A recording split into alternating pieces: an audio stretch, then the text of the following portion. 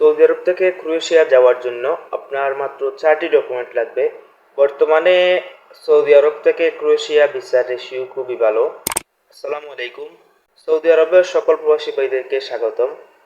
আপনারা দেখছেন ইউআইটি ট্যুরিজম, আর সঙ্গে আছি আমি মুজাম্মিল। আপনারা যারা এখনো আমার চ্যানেলটি সাবস্ক্রাইব করেননি তারা আমার চ্যানেলটি সাবস্ক্রাইব করুন। সৌদি আরব থেকে যারা ইউরোপ যাওয়ার স্বপ্ন দেখছেন তাদের জন্য আজকের এই ভিডিওটি। ভিডিওটি না টেনে সম্পূর্ণ দেখার অনুরোধ রইল।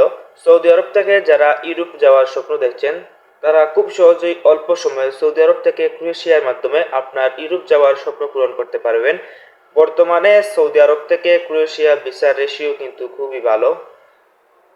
সৌদি আরব থেকে ক্রোয়েশিয়া যাওয়ার জন্য আপনার মাত্র 4টি ডকুমেন্ট লাগবে।